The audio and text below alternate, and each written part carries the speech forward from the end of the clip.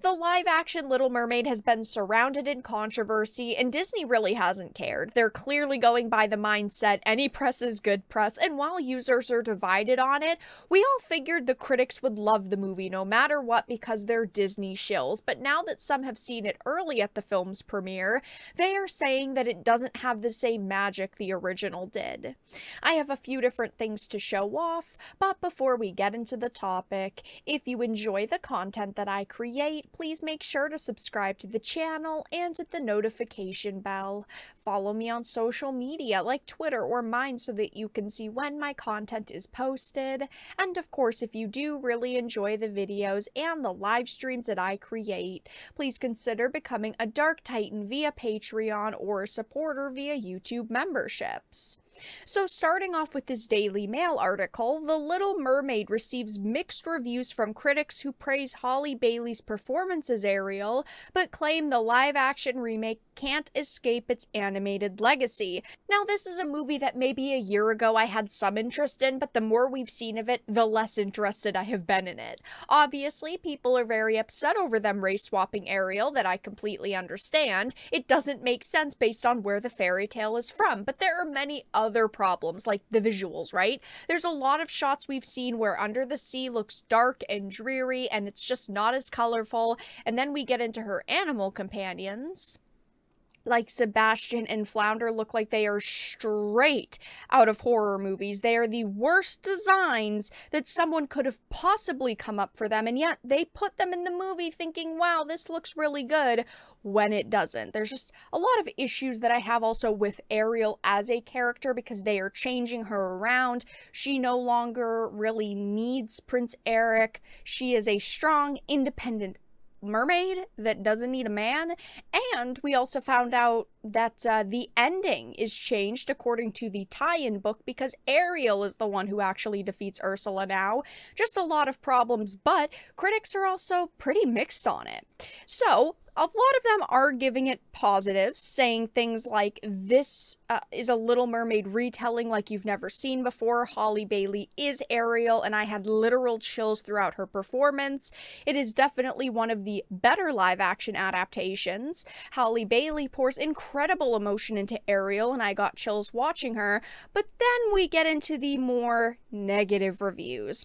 One, Kristen Acuna from Insider wasn't so impressed, tweeting, Little Mermaid is filled with a few great performances from Halle Bailey and Melissa McCarthy, but it's a mostly paint-by-numbers remake that isn't as good as the animated masterpiece, and I never expected it to be as good as the animated because all of these live actions, while some of them have been pretty close to the original, like the Beauty and the Beast one was pretty okay, and Cinderella was okay, the rest have been nightmares. I mean, they tried to market The Lion King as another, live action adaptation, even though it was 90% CGI.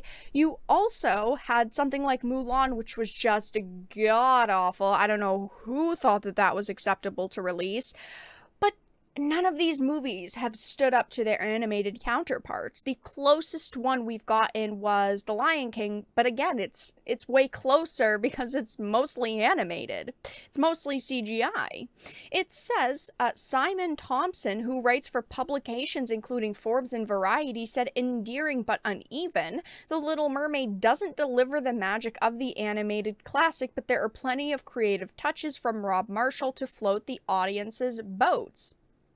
I don't think that this movie is going to be negatively reviewed by critics. I think most of them are going to give it positives. Even if they give it like a 6 or a 7, that is still a win for Disney.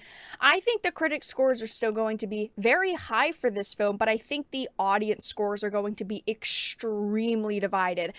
Just judging the user response to this movie so far, it has been very bad, and I do think that the scores online are going to tank user-wise. I mean, just look at the last trailer. It was a month ago, but this is the main trailer for it.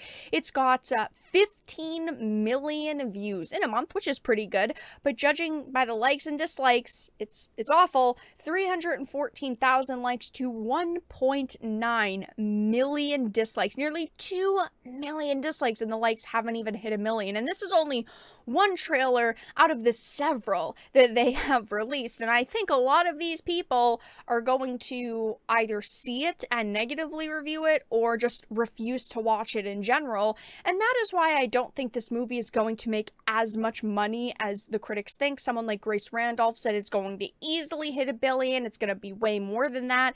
She was guessing that it was going to be like 1.5 billion or something, which is nutty. I don't think that it's going to hit that. I think that it could get close to a 1 billion, but I don't think it's going to even hit that. I could be wrong. These are just my opinions, obviously, but someone like Grace Randolph also has gone online in the past 2 days, and in her kind of non-spoiler review for the movie, because of course she saw it early, she said that there is nothing to hate in this, and if you do not like this movie, you should look inside of you, because basically, you're a racist. I mean, that's what she's saying. She's saying that we're all racists if we criticize this film at all, which is absolutely absurd. But that has been the response of all of these critics. They don't care if we like the content or don't like the content. They just basically care that we shut up, consume product, and continue on. Giant Freaking Robot also posted this article. Live action reactions are in and people think it looks very weird. This was one of my main complaints from the very start, is that it just looked weird. It looked odd. You know, the visuals that they went with are not good. Like the animal companions under the sea looks dull, and it just does not look as bright and vibrant as all of the other live action adaptations that Disney has done. It's like they wanted to go in a completely different direction, and while there are some shots where Under the Sea looks fantastic, those are really only for musical numbers. From what we have seen in the trailers, the only time where Under the Sea is really being shown off in all of its glory is when there's a musical number. It's absurd. The Hollywood Reporter reported on a series of critic reactions to the upcoming movie, and it seems like the consensus is it's actually pretty decent. And while the visual effects seem to look weird, the casting elevates the film above some of Disney's other live-action attempts. People are saying things like the songs work, but it just feels so unnecessary. Are you skeptical or worried about it? That's valid too. It looks weird and disjointed. Endearing but uneven, it doesn't deliver the magic of the animated classic, but there are plenty of creative touches from Rob Marshall to float the audience's boats. You know, it limits its fantasy elements for no reason. This is what I was primarily worried about, is that all of these cool fantasy elements, whether it is creatures or different, people that live under the sea, I was worried that they were going to make it bland and boring and as basic as possible, and it really sounds like that happened. Obviously, the movie does not release for a few more weeks, and I'm sure that we're going to see a bunch of critics teasing the film and trying to get us hyped for it, but I just do not see the people who are already upset over this movie changing their opinions. But that's all that I really had to discuss in this video. Let everyone know your thoughts in the comment section down below. If you enjoyed this and of course found it important and informative, please make sure to give it a like, share it, and subscribe to the channel. And of course, if you didn't, make sure to give it a dislike. I appreciate your support either way, but I will talk to you all again in the next video really soon.